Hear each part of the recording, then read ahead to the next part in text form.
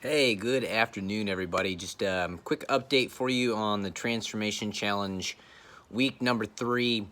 Oh, let me start out. If you watched my video last week, I apologize for the horrendous sound quality. I don't know what was going on with my computer that day, but I'm using my iPhone today, so we'll avoid that super irritating background noise. I apologize. I have corrected the problem. So week 3, overall pretty good. Down another pound and a half or so, a little bit more, about a tenth of an inch, 2/10 of an inch off my waist. Body fat down another 0.34%. Again, not stunning numbers, honestly, but I continue to see visual improvements almost every time I'm in the gym. And that may just, generally speaking, right now, that comes in the form of like definition in my legs, as well as in my upper body. Starting to see a few more cuts here and there. Some veins that have been hiding for a while are starting to kind of pop back out again. So that's pretty cool. There is honestly nothing more motivating on this planet than results for me, anyway. So just a word of encouragement: stick with it, guys, because I promise you, you will see nothing for a while, and then all of a sudden you're going to have this big jump, and there's going to be, again, nothing more motivating, in my opinion, than that. So I haven't seen a big jump myself in a while. I think that's probably coming here in the next couple weeks. I continue to train really well, really hard. Those 2 days off in between recovery is really helping. And I'm doing some cardio in addition. So one change, cardio has been bumped up to 30 minutes 2 times a day, morning and evening. And again, it's LISS, low intensity, steady state. So again, something that you can basically do and still have a conversation. So if I shot this video with you guys on the Stairmaster this morning, I should still be able to more or less have this conversation with you. And just basically breaking a sweat, getting your nervous system flipped on, burning some calories, so that, again, it kind of jumpstarts your metabolism, some other things that you need to get going, especially early in the day. But 2 sessions, morning and evening. The other significant changes I've made, so definitely added some volume to my training. And with the increased volume in training and the corresponding decrease in caloric content, in macros, it's mostly been taken out of carbs and fat at this point. In fact, actually exclusively in carbs and fat at this point. For the most part, I've been feeling pretty good. I have had a couple sessions where, like, towards the end, either cardio or a lift, where I've definitely started to drag ass a little bit.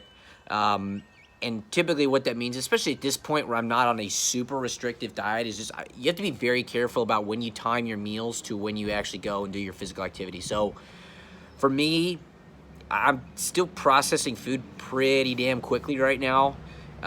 So if I eat even a whole food meal, I typically need to go get after it like inside of an hour. If I do that and I have a solid, 60 to 90 minute workout, I'm fine. So those are some things that I would definitely consider thinking about if you're doing this challenge and you're starting to drop your calories. Be very cognizant of when it is that you eat and then when it is that you go do cardio or your lift or whatever.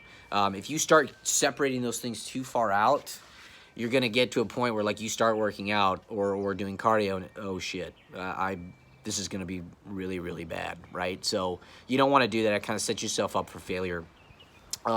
Also made a few adjustments in terms of my supplementation. So you'll see in the post, I mentioned, I'm going to mispronounce it, calcium D-glucarate, and some grapefruit extract. So both of those are well documented to help bind estrogen and flush it out of your system.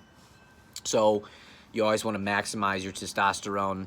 And as I'm taking in less food, less fat, etc., some of those levels that tend to be elevated naturally through nutrition might not be as much. And so it's a way to get ahead of that process. And then I'm also doing some things to help